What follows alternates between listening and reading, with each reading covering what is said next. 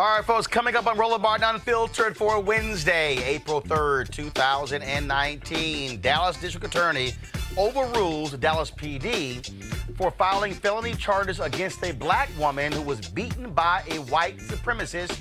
She will join us live with her attorney. The man arrested for the murder of Nipsey Hussle is held on $7 million bail. We will explain to you exactly who he is and what took place today in court. Drama in Virginia as Lieutenant Governor Justin Fairfax speaks out with detailed denials of the allegations against him, and he wants the DA in Boston and North Carolina to investigate the sexual assault claims. He's not waiting for the alleged victims to do so. A huge victory for Lori Lightfoot in the Chicago mayoral race. She blew away Cook County Board President Tony Preckwinkle. She becomes the first black woman ever to become mayor of Chicago. And progressive Democrats are upset with plans by party leaders to shut down primary challengers in House races. What the hell are the Democrats thinking? And a black owner of 3 television stations filed suit today charging another broadcasting company, the largest broadcaster in the country, trying to sabotage his stations. Yeah, he'll join us. Also, a new film on Netflix from Samuel Abazuwile, also known as Blitz the Ambassador. The film is called Burial of Kojo. And of course, it was distributed by Ava DuVernay's company, Array. Blitz will join us to talk about that movie. Folks, a packed show. It's time to bring the funk on Roland Barber Unfiltered. Let's go. He's got it. Whatever the biz, he's on it. Whatever it is, he's got the scoop, the fact, the find. And when it breaks, he's right on time and it's rolling. Best believe he's knowing. Putting it down from sports to news to politics. With entertainment just for kicks, he's rolling.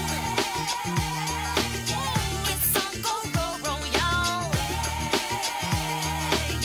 It's Roland Martin, rolling with Roland now. He's funky, he's fresh, he's real, the best, you know he's Roland Martin now.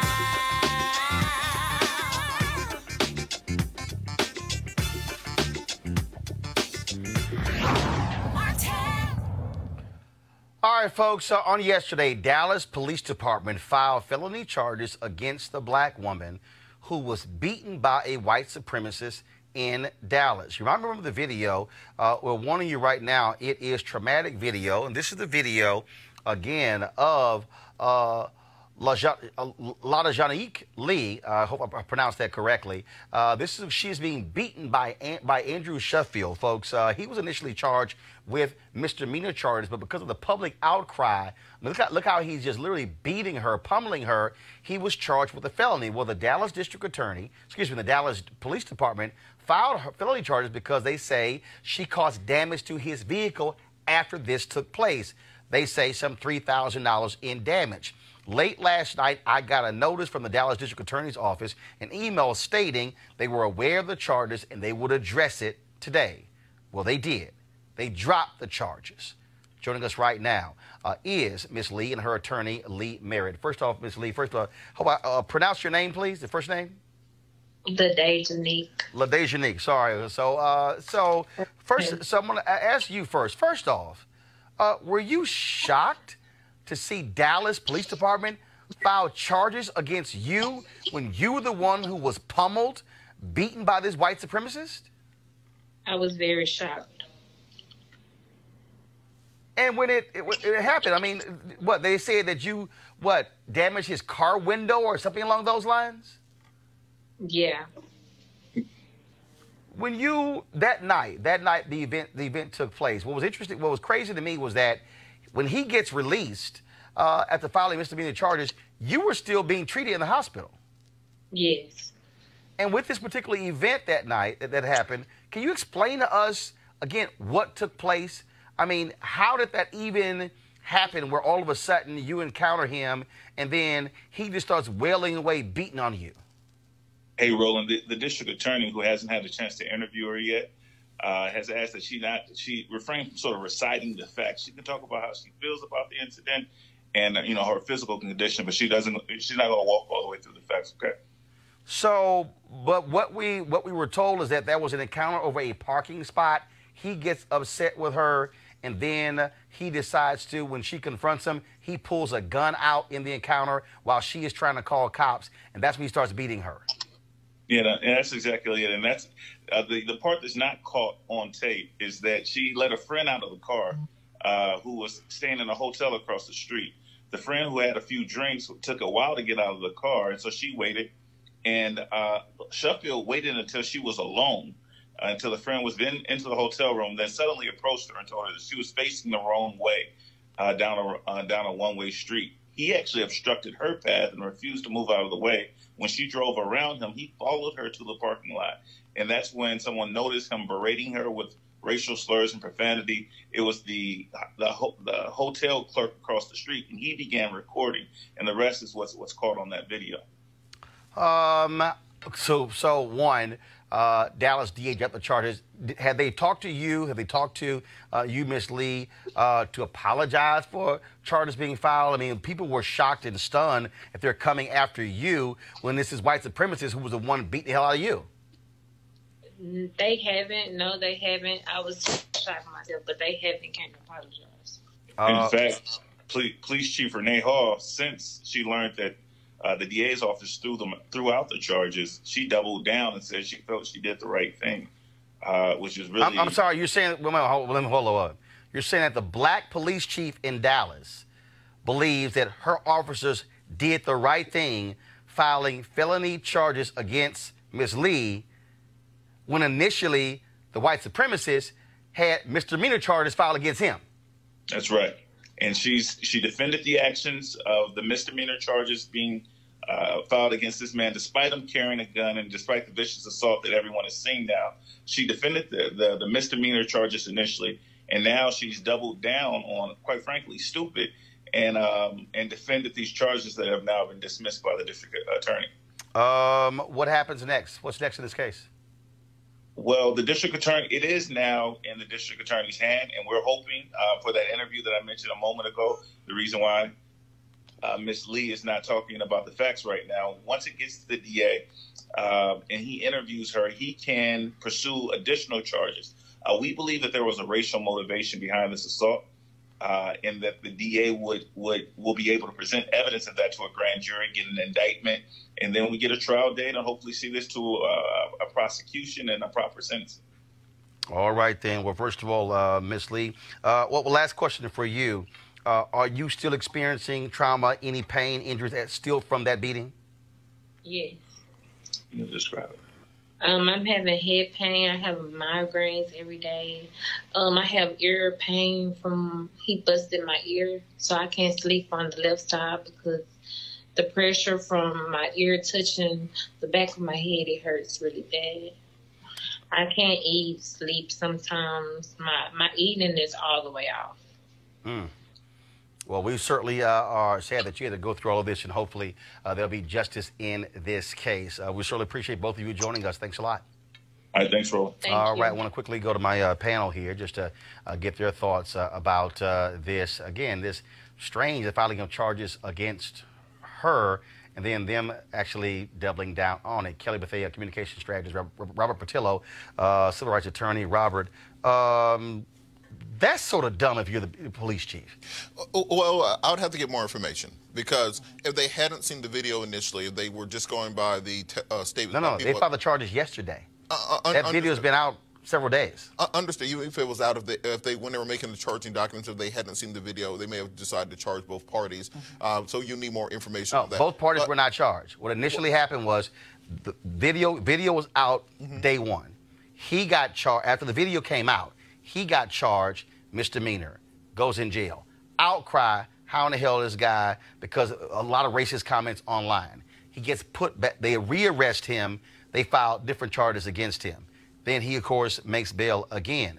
Yesterday, they decide to file charges against her. Last night, around when we got off the show, 7 p.m. Eastern, I had an email from the Dallas District Attorney's Office saying they were made aware that Dallas police that day had filed charges. They said, we'll address this issue tomorrow.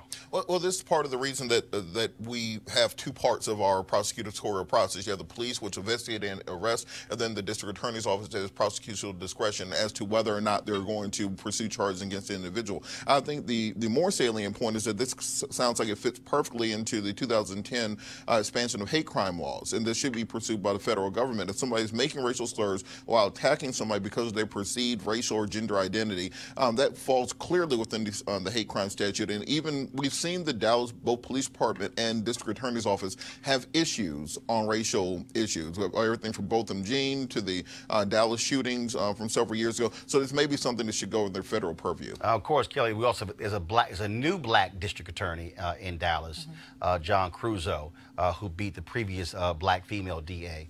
Just your thoughts on this? I just think it's disgusting how black women are treated in this country, much less Dallas, Texas. Specifically regarding the hate crime aspect of this, I agree with panelists here regarding just the steps needed to be taken in order for this to actually get to a hate crime status regarding charges. My thoughts immediately go to what happened in Maryland recently within the past 2 years, the case of Richard Collins III. Yep. That was another case in which a white guy out of nowhere just stabs someone from my alma mater and kills him 2 days before graduation. And recently, Maryland just said that that is not. Yeah, no hate crime charges. There's no hate crime charges. So my concern with the new laws coming out regarding what constitutes a hate crime, do you have to say before you kill somebody or before you hit somebody, hey, you, black person, I don't like you, therefore I will stab you. It's never going to be that explicit. So who exactly is this law going to protect? All right, let's go to Los Angeles, folks, where the man charged with the murder of Nipsey Hussle is being held on $7 million bail. That man, his name is Eric Holder. He's a rapper who goes by the name of Fly Mac. He sang body bags, 38 gun blasts, and bloody homicides in his songs. TMZ reports that Holder kicked Hussle in the head after he shot him. TMZ also reports that Hussle was alone at his shop because he went there on the spur of the moment without security to get some new clothes for a friend who just got out of prison after 20 years. But remember, Hussle was shot and killed. 2 other people were also wounded as a result of that. And so that's the latest in that particular case. Let's talk about Virginia, where Lieutenant Governor Justin Fairfax, his 2 accusers told their stories to Gayle King on Monday and Tuesday. Well, today, Fairfax went before the cameras, coming out to once again deny their allegations of sexual assault. This time, he did so point by point. Here's a video. While Dr. Tyson has stated definitively that she met, interacted, and had a conversation with me in Boston on July 26, 2004, the first day of the convention. In fact, Senator Edwards and I were not in Boston on that date. We did not arrive to Boston from North Carolina until the following day. After I arrived, I met Dr. Tyson in passing. She was a volunteer at the convention. As young adults and students, we spent time together talking. I invited her to my hotel room where we engaged in completely consensual activity. I have heard Dr. Tyson say that I held her neck and physically forced her to engage in sexual contact. That is simply not true. What she alleges never happened. At no time did I force any contact. And she's also said that she was visibly upset and crying. That also is not true. At no time was she crying, or did she express any concern, reluctance, or discomfort. Her demeanor never changed throughout the entire encounter. We engaged in friendly banter after leaving the room. Dr. Tyson has said that after our encounter, we had no further contact. That too is not true. In fact, she reached out to me more than once after the convention had ended, and we spoke several times in the weeks after the convention. In fact, at one point, Dr. Tyson left me a message asking me if she could visit me in New York City, where I had returned to school at Columbia Law School, and even invited me to meet her mother. I did not respond, and our relationship did not continue. Through it all, I had no reason to believe that she felt that our interaction in Boston was anything other than 100% consensual. As regards Ms. Watson, I knew Meredith Watson when we were both in college at Duke University. We had many mutual friends and saw each other often. While she and I had never previously had a physical or romantic relationship, we were friendly with each other. On one occasion late in my senior year, in the year 2000, she initiated a consensual encounter with me. I did not rape or sexually assault Meredith Watson. I did not lock the door. I did not turn out the lights. I did not hold her down or use any physical force whatsoever. We were both willing participants. After that encounter, I saw her on occasion when we were with mutual friends. At no time before, during, or after our encounter did she ever say or do anything that suggested to me in any way that she believed, that she thought anything that happened between us was something she had not wanted or that she was uncomfortable with. Ms. Watson has alleged that we later had a conversation about the encounter where I supposedly raised the fact that she had previously accused a Duke basketball player of raping her, and therefore I thought she would, quote unquote, be too afraid to report another assault. No version of that conversation ever occurred. Now, folks, also in the news conference, Fairfax made it clear that he also took 2 lie detector tests and passed both of them. Of course, his statement was a lot longer than that. And check this out. Go to my iPad, please. He also said this, quote, "At my direction, my attorney has contacted the district attorney's office in Boston, Massachusetts, and the district attorney's office in Durham, North Carolina. Each would have jurisdiction over these alleged crimes. My attorney has asked each office to launch an investigation of these allegations if they have not already done so." Now, what has been going on, of course, is in that interview, Tyson said she would be willing to speak before a process, a legislative process in Virginia. This is a statement that was released today by the lawyer for Dr. Vanessa Tyson. This is what they released. Since their allegations became public in February 2019, Dr. Vanessa Tyson and Meredith Watson have made clear they believe the people of Virginia deserve to hear about the sexual assault and trauma they experienced at the hands of Lieutenant Governor Justin Fairfax. They have asked the members of Virginia's legislature to come together to determine a process that will provide due process to all parties while allowing the people of Virginia to judge for themselves whether Lieutenant Governor Fairfax deserves to hold his position of trust and power. Given the General Assembly's inaction, Dr. Tyson decided to appear and answer questions about the incident in a national television interview. Today, Lieutenant Governor Fairfax made a public statement to members of the media in which he responded in a piecemeal fashion to the accounts of both women. He insists that he is fit to serve as Virginia's lieutenant governor unless he is convicted of criminal court. However, a politician's fitness for office is wholly independent of the workings of the criminal justice system.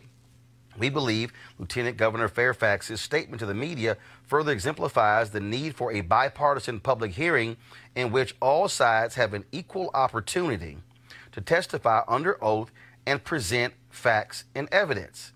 It is unclear why Lieutenant Governor Fairfax is refusing to appear and testify under oath in the General Assembly about his past conduct. While Dr. Tyson and her legal team have been in touch with the Suffolk County District Attorney's Office, and she has not ruled out pursuing criminal charges, the Virginia General Assembly must fulfill its responsibility to the people of Virginia to ensure the integrity of the Commonwealth's leadership. Reports have indicated that Virginia's legislators are at a political standstill and unable to agree on a way to allow all parties to testify in public and under oath. Sexual assault is not a partisan issue. The failure of the Virginia legislature to provide all sides the opportunity to be heard sends a devastating message to sexual assault survivors in the Commonwealth that their state representatives will silence them in order to gain political advantage.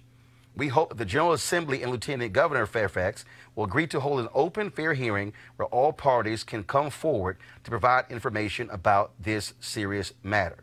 Now, let me break this thing down. I want to break this statement down and also deal with his statements. Also joining us is Dr. Jason Nichols, lecturer for the Department of African American Studies, University of Maryland. So I'm going to start from the bottom up, because here's what I found to be quite interesting as I read this. First, this statement says The failure of the Virginia legislature to provide all sides the opportunity to be heard sends a devastating message to sexual assault survivors in the Commonwealth. First of all, neither one of them are from Virginia. One took place in Boston, one took place in North Carolina. They say in here that Fairfax addressed his piecemeal. That's actually not what happened. But I'm still trying to understand here. This is the statement from the lawyer for Vanessa Tyson, okay, Deborah Katz. She's trying to push the Virginia legislature to hear this out, Kelly, but they don't want to file a complaint in the legal. Fairfax basically said, wait a minute, I'm being accused of forcing someone to have oral sex in Boston and raping somebody in North Carolina. He said, fine, since y'all doing this, I'm going to call the DA. Mm-hmm. I'm still sort of stuck on this, that the lawyer for the women don't want a legal investigation. They want a political discussion. And they even said in here to allow facts and evidence to be presented. Hold on, go back. We believe Lieutenant Governor Fairfax's statements to the media further exemplifies the need for a bipartisan public hearing in which all sides have an equal opportunity to testify under oath and present facts and evidence. Kelly, why wouldn't you present facts and evidence to the district attorney who prosecutes? My question is, are there really facts and evidence at all when it hasn't been to court yet? That's the nuance here that I'm not understanding. This is a very peculiar situation. I've never seen anything like this. And like you said, the fact that Fairfax is actually saying, hey, I actually want this to be prosecuted in court, real court, so that he can be legally cleared of this, I think it sounds like they want him tarnished on a political end and not actually prosecuted, because maybe they don't have a strong enough case for actual prosecution, but maybe just enough in the court of public opinion to actually do some damage to his reputation. I am not one to say that I don't believe a rape victim. I'm not saying that whatsoever. I'm saying that this is strange, period. Robert, you're a lawyer. How are you looking at Well, this? you know, I've always been on the record, believe women. It's time for us to listen to women. Absolutely. It's time for us to give these women a voice and to be Hold on, heard. you say, you say on the record. You say on the record to listen to women and believe, or listen and then see what happens? Listen, investigate, and give them credibility, because too often in the past it was dismissed offhand. Right. And that's what prevented women from coming forward with these allegations. In this particular case, the statute of limitation in Massachusetts for sexual assault and rape is 16 years. That'll be in 2003. This is still within the statute of limitations. Right. If they wanted to file criminal charges in Boston, they could do exactly that. And in fact, the Suffolk County DA was a black woman. She came out in February and said, if a complaint is filed, I will investigate. In mid-February, Tyson's attorney said they were going to meet with the DA. They've yet to do so. But it's interesting that they would release this statement demanding a legislative hearing to present facts and evidence, but not file a complaint. Well, I think the reason they chose that path is that it's unprovable in the court of law. You're never going to get to a beyond a reasonable doubt between what happened in a bedroom between two people with no physical evidence, no physical violence, no recordation thereafter. Most people don't take notes and keep a ledger of what happened after sex, and I think that's why they're not going to a district attorney. So, now you got to ask the question. Again, reading that statement again, it sounds to me, reading that statement, they're saying, we want court of public opinion. We don't actually want to file a legal complaint. We want the court of public opinion to determine whether or not he should go. Well, the issue is that they cannot prove this in a court of law. That there's because there's no DNA, no physical evidence, no witnesses, no letters, emails, text messages, social media posts, anything along those lines from 2004 that could prove this in a court of law that there was any incident that took place. The lawyer's position is to have this testimony go forward, much like in the Kavanaugh hearing, where there was no criminal charges filed, but they do want their story told in public. And she was the attorney for Christine Blasey Ford. Mm-hmm. Jason, what do you make of this? Because, and then especially, what do you make of Fairfax saying, okay, fine, y'all don't want, I'm going to tell the DA, launch an investigation? Well, I was thinking the exact same thing that was said, and that is that this is very difficult to prove without any serious evidence. It's been a long time. My question is, if this happened, would they have told a friend, told somebody, had witnesses that they could pull forward? And as far as the political damage, I feel like it's already been done.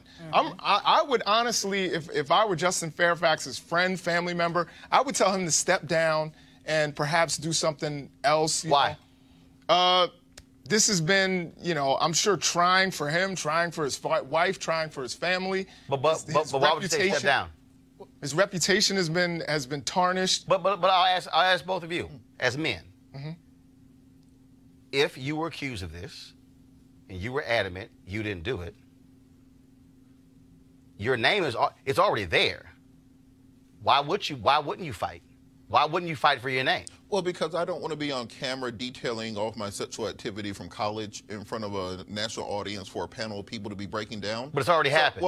So what I would do is I would step down. I would then go through the process of clearing my name. I would take the polygraph test. I would go to the DA. I'd get all of my records together, showing that all the proof that I can, and present that to the court of public opinion, and then come back. Okay, where would you present it? Sit down with Gayle King like everybody else does. No. Sit down with Oprah like everybody else. Kelly, here's why, to me, that doesn't fly. Because the moment he resigns, no discussion. Maybe not. I think if he resigns, it's okay. First of all, on their side, we got what we want. We're good. Mike Espy, when he went on trial, he had to resign as the Secretary of Agriculture under Bill Clinton. They said he accepted bribes, Super Bowl tickets, things along those lines. He had to resign. Went to trial. Was acquitted. First thing he said was, where do I go to get my name back? He said, where do I go to get my name back? He ran for United States Senator against, I forgot what her name is, in Mississippi. They were still accusing him of accepting bribes, even though he was found not guilty in a courtroom. Where do you go? And I understand that predicament, but at the same time, the situation in which you just described happened a while ago. We are now in a space and time, especially with social media, where you can kind of control your narrative a little bit more than just relying on the big networks. So when it comes to Fairfax, I think your example regarding Kavanaugh is even different from the Fairfax situation, because Kavanaugh... Which example? When you were saying how the lawyer... No, I was simply stating a fact. The lawyer for Tyson is the same lawyer for Christine Blasey Ford. I thought you were making... They have the same lawyer. Oh, okay. Well, even in that situation, Kavanaugh was trying to get the seat, as opposed to Fairfax, who is trying to keep his seat. So I think in that situation, it's a little bit different in that kind of hearing was a little bit more appropriate because she was trying to prevent him from getting a role as opposed to taking him out. Roland, and also, I'm going to read this here. This was a tweet that was sent out by Catherine Watson, who is the White House correspondent for CBSN. Justin Fairfax, and see, this is why, for my deal is, no, I'm going to stay here and fight. She said, Justin Fairfax is basically saying that women accusing him of sexual misconduct should stay in their place, quiet and out of the public eye. But this was the quote she used from him. I do not believe the national television appearances or legislative hearings are the right vehicles to get at the truth. That's not what he said. He didn't say stay in their place, stay quiet out of public eye. If I'm Fairfax, and first of all, the governor of Virginia can only serve one term. He was going to be the favorite to be the gubernatorial nominee in Virginia. The reality is, you've already put it out there. You're accusing me of rape. You're accusing me of forcing you to have oral sex. In the public's eye, a resignation means I'm guilty. If my name has been so tarnished and I can't run for governor in 4 years, then damn that, I'm fighting. My deal is I'm not going anywhere. If someone accused me of something and I absolutely believe I did not do it, I'm not going anywhere. I'm going to fight for my name just where I am because I busted my butt too hard to get to where I am to then scurry off to go somewhere else. Now, I get folks say, hey, but at the end of the day, if you already tarnished my name, hell, I'm staying right here. I dig that, Roland, but at the same time, we saw I think your example of Mike Espy is a good one. Mike Espy went away, chilled for a minute, came back. No. He didn't go in and chill. That was a court trial. Right. Y'all just said you're likely not going to have a court trial. So if that's the case, that means a Fairfax can't go to a courtroom, and if I'm found not guilty, I can stand up and say the people said I wasn't found not guilty. But let's remember, Nate Parker was found not guilty, and then people, that torpedoed Birth of a Nation, when people said, yeah, although you were found not guilty, we still think you did it. So it's one of those things that people, it's just like if you settle a case. You know, you settle a case, folks still say, oh, yeah, you settled, but I think you're a pedophile. And so it's one of those things where I'm just saying, if that was me, and you accused me, and I didn't do it, oh, hell no, I ain't going nowhere. We gonna fight. But well, number one, not guilty does not mean innocent. R. Kelly got found not guilty. Precisely. Right. So that, which is my point. So what you just said is that even if you go through a trial and found not guilty, you will have people who are saying you still did it. And so if I quit, I'm basically giving you what you want. I ain't gonna do it. Final comment before I go to my next story. I think for me, and the advice I would give a client is step down, clear your name, get all of your information, put it back into the court. But how do you clear your name? What's the process to clear your name? Look, while you're in office, you can't fight this and effectively govern. So there's nothing he can do effectively as lieutenant governor right now. Lieutenant governor ain't like you got duties. Okay, you ain't got that many duties. Kelly, go ahead. I mean, you ain't got that many duties. Let's just be honest, okay? You don't know what Virginia. No, you don't. Okay. It's a part-time position. It's not even a full-time salary. Fair. He has 2 staffers. And that's fair. That ain't I got more than 2 staffers. You do. Because you have a full organization. I got 3 staffers in Chicago. Fair. I ain't even counting the people here, but go ahead. I agree with my panelists here in that I personally would step down because it really is a damned if you do, damned if you don't situation. But at the same time, the damned if you do, in that case being the situation in which you step down, again, you control the narrative a lot better and a lot freer than you having to be restricted by whatever the rules therein of, What rules? Whatever Virginia has regarding press on behalf of the lieutenant governor. There are no rules. There are no rules. No, there are no rules. You can talk. You're not restricted from anything. And in fact, I think you're actually in a better position to defend yourself where you are. Jason, go ahead with your final comment. No, I would say that Justin Fairfax in some ways is taking the right road and saying, look, I want this to go to court. I think that's actually a good way of going about it. But staying as lieutenant governor, I think, does damage to probably a lot of the causes that he wanted to fight for in that position. So if it's not really necessarily just about him, it's also about the things that he wanted to advocate for. His name right now and everything that he is attached to is going to be brought down. And I think that's... And guess who hasn't left?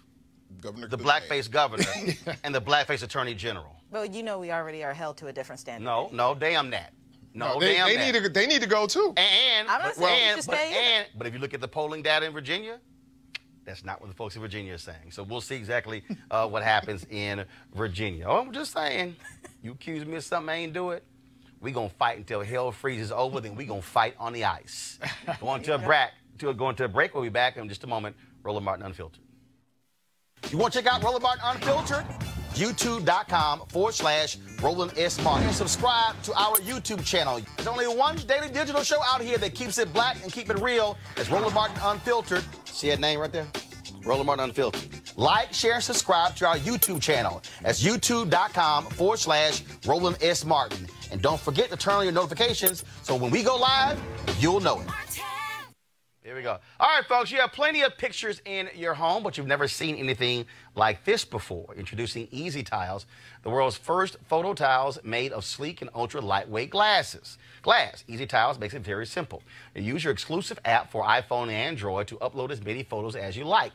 Then they print them on tempered glass. Now, your order arrives on your doorstep in a few days. And that's when the real fun begins, because with Easy Tiles, you'll transform your living space with a gallery wall that will amaze each and every guest. Easy Tiles are even simple to hang, no hammer and no nails. Even Robert could do it. And because they're mounted on small risers, they appear to float on your wall. Easy to order, easy to hang, and guaranteed for life. Now you can save 30% on any size order, plus get free shipping on orders of 4 or more. Just download the free Easy Tiles app at EasyTiles.com and turn your best memories into beautiful glass wall art. Plus, save big now with this special offer. That's EasyTiles.com, EasyTiles.com. Hey fam, want to check out Roland Barber Unfiltered, the blackest show on all of digital, cable, and broadcast. Check out our audio podcast. There's only one daily digital show out here that keeps it black and keep it real. It's Roland Barber Unfiltered. Press play.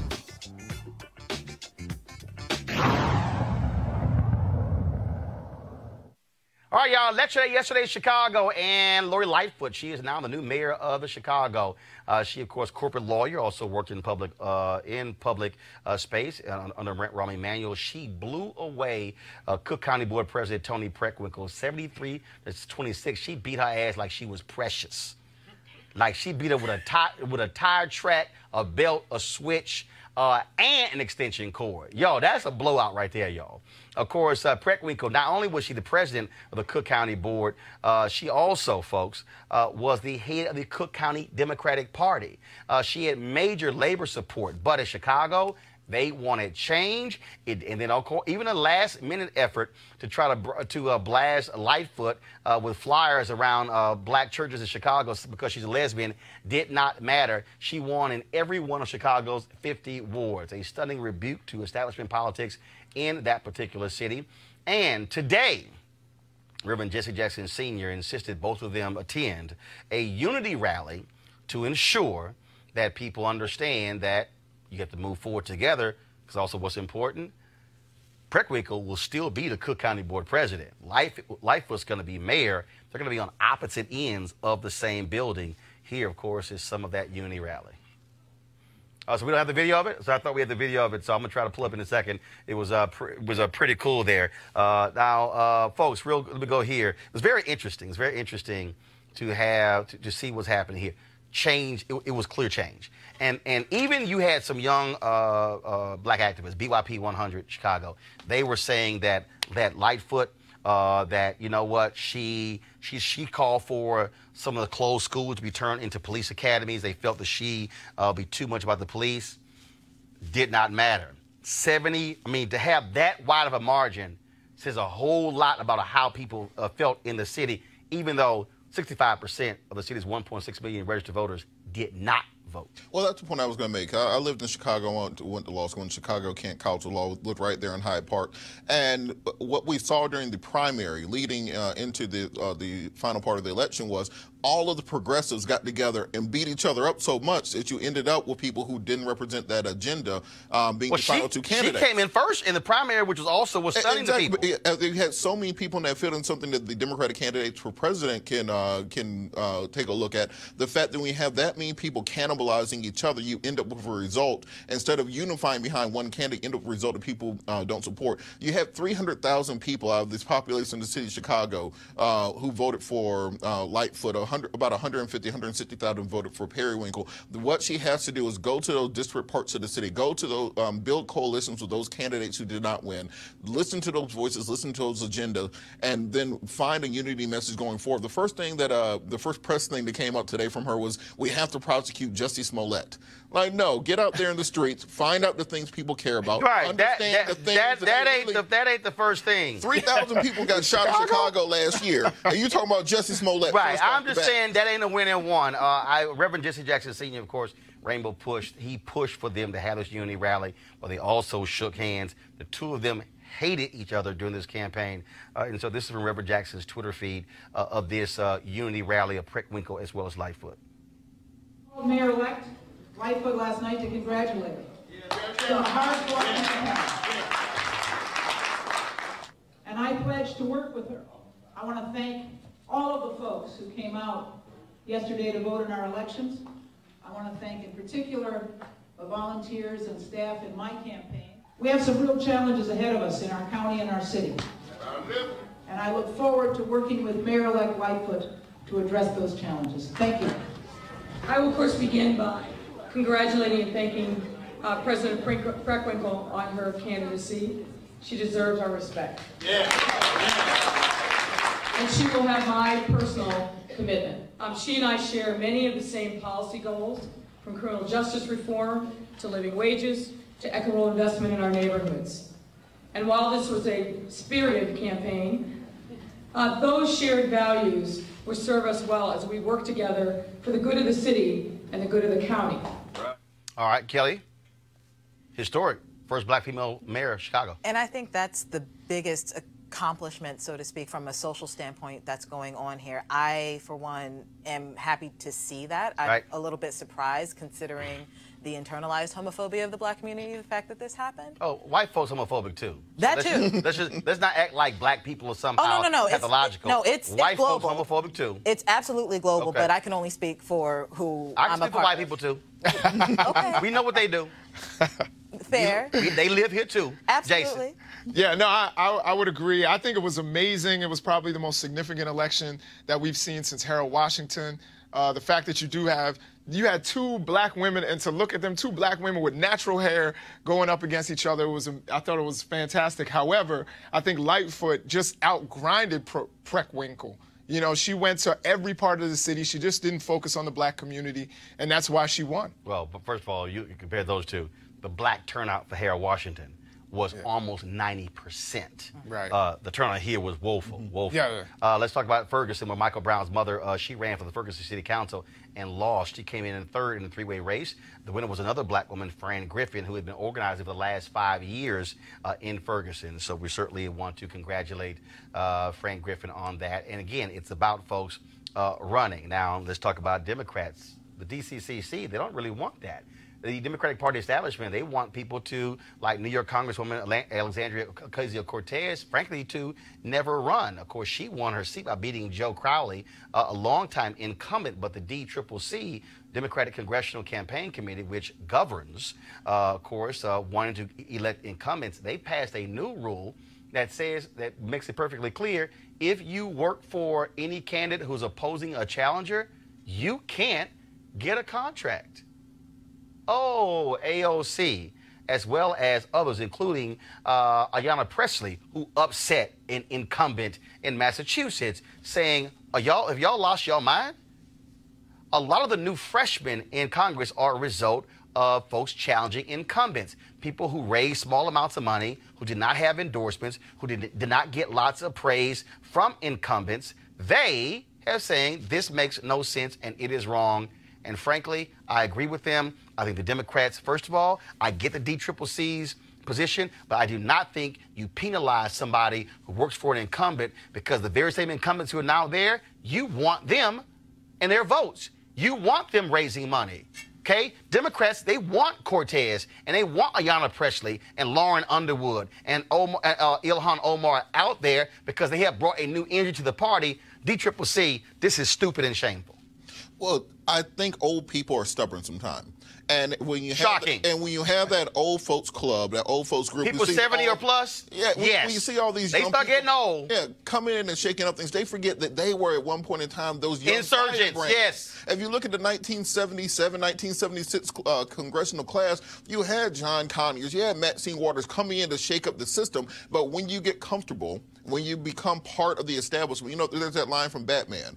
You either die a hero or live long enough to see yourself become a villain. Many of these people have grown to become that villain. I think that is one of those situations where, especially with the DCCC, what they're doing is becoming almost dangerously close to kind of this old white man club by doing something like this. Because who's coming up? People of color, women, LGBT community, and the like. Everybody who's considered a minority.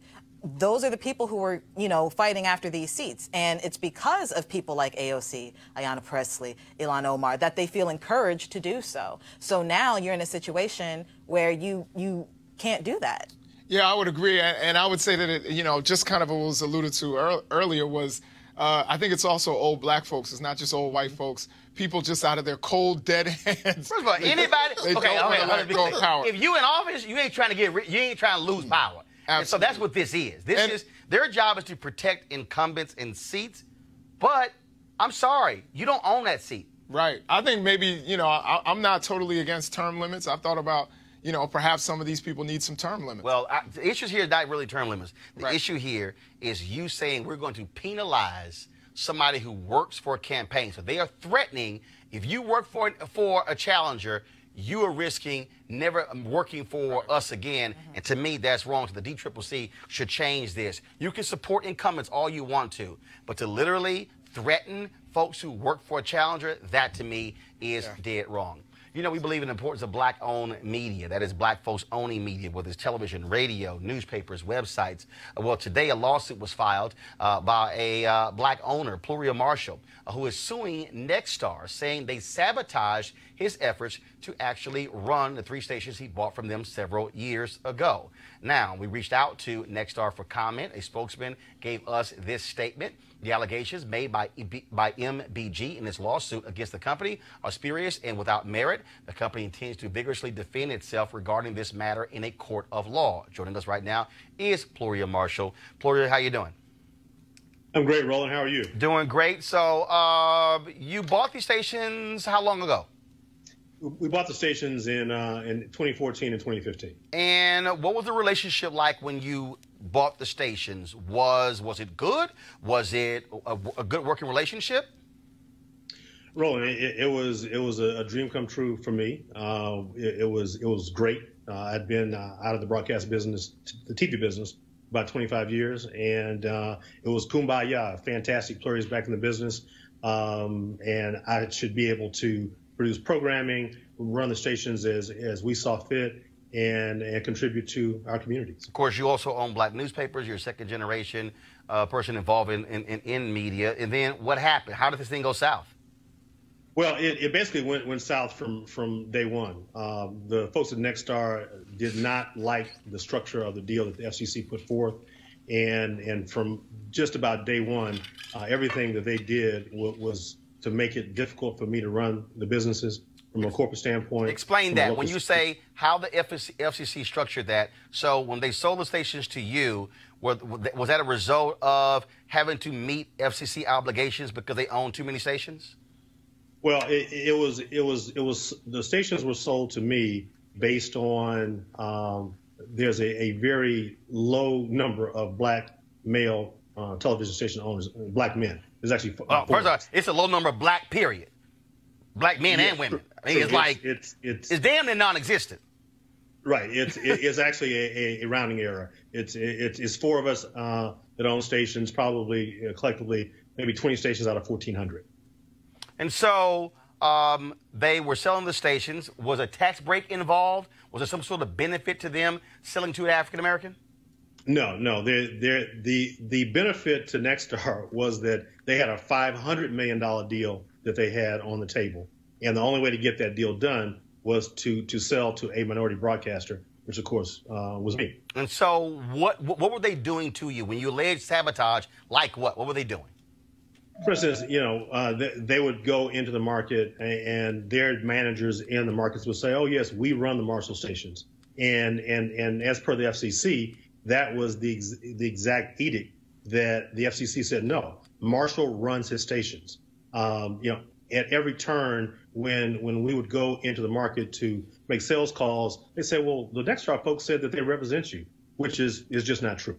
So, and from a local sales standpoint, you have to look at this. There are oligopolies. It's 4, 5, 6 stations per market. And if one company comes in and says, we represent these guys, we represent basically, half the market, do business with us. How did you try to resolve this over the last few years with them? We have attempted to negotiate with them. We have tried to restructure the contracts that were more in line with this deal. Nexstar is relying on this a sidecar. I know it's in the weeds, but it's a structure that is not what we are.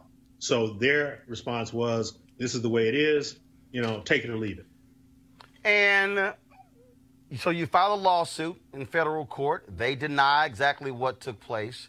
Yes. And again, the point I made earlier, this speaks to the larger issue, the fact that we used to have far more African Americans who own television stations and radio stations, and that number has dwindled tremendously, and that has a direct impact on our ability to be able to participate in wealth building, but also to control the content. Correct. I mean, it's radio's non-existent. Television is non-existent from an ownership standpoint, and everything that has been put in place by the FCC, and they are well-meaning. When this deal was struck, it was monumental. The Congressional Black Caucus endorsed it. All the commissioners endorsed it, and for Nexstar to basically say that our allegations are false and untrue is just far off base. All right, then, Employer Marshall, we surely appreciate it. Thank you so very much. Thank you, Roland. Take care. All right, folks, calling all HBCU alumni, students, and leaders. I want you to, I need y'all to do this here, okay? I need you to do this here. I'm not going to read it that way. Y'all, this is free money. This is free money, and we need more people to actually go to this website to sign up to help your HBCU. You can enter the Ford Motor Company HBCU Mobility Challenge and win $25,000 for your school. Now, building on the long-term support of HBCUs, Ford is looking to improve mobility in HBCU communities through innovative solutions. Now, the winning program will receive a grant of up to $25,000 to implement their proposal. The deadline was March 31st. It's been extended to April 15th, 2019. So go to this website, fgb.life, for more information and to apply. You don't have to go to that HBCU to apply. You actually can sign up your own school or your favorite school or one near you or the one you support. And so please go to fgb.life, fgb.life for more information and to apply. And remember, Ford goes further in our community. We certainly appreciate them being a partner here at Roland Martin Unfiltered. This weekend, Sunday, this past Sunday, The Burial of Kojo, a new film that dropped on Netflix that tells the story of a young woman in Ghana as she remembers her childhood and the contentious relationship between her father, Kojo, and her uncle, Kwabena. Take a look.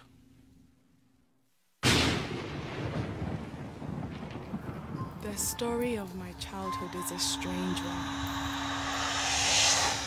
So strange that most people find it impossible to believe.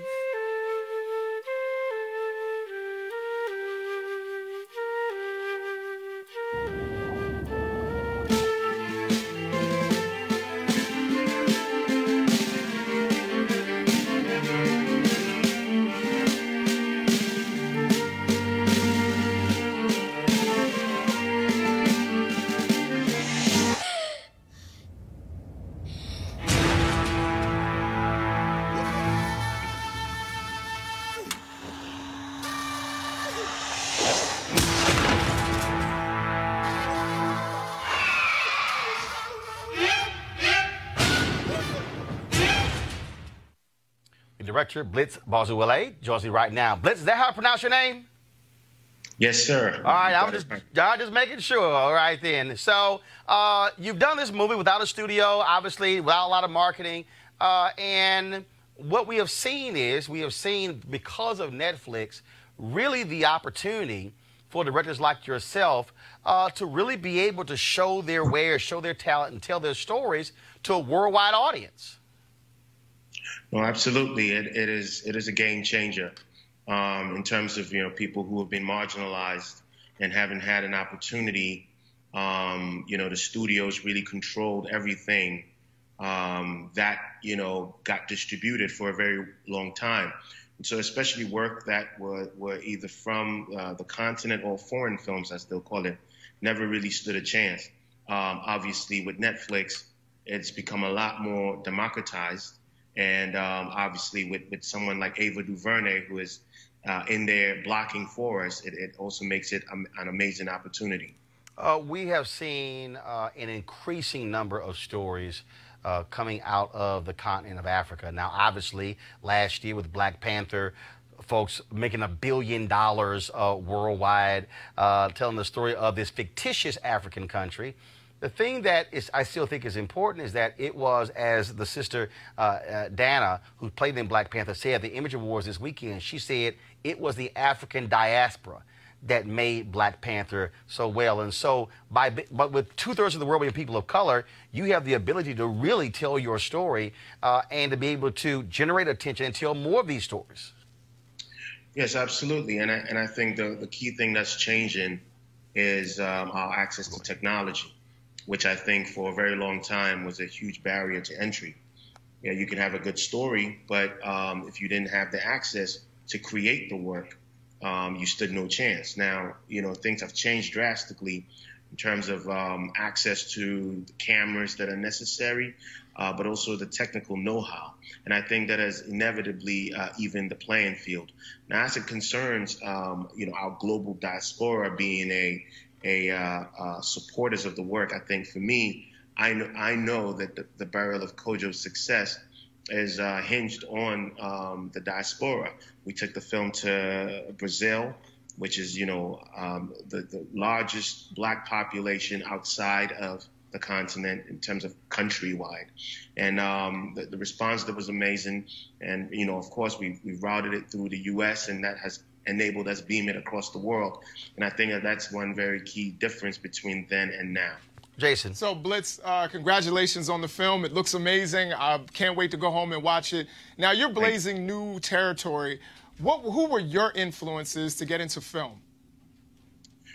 So, there are a few legends back on the continent, some of whom are in the diaspora as well. So, Haile Gerima, who is a phenomenal filmmaker from Ethiopia, Absolutely. But he's a Howard professor, is one of my huge influences.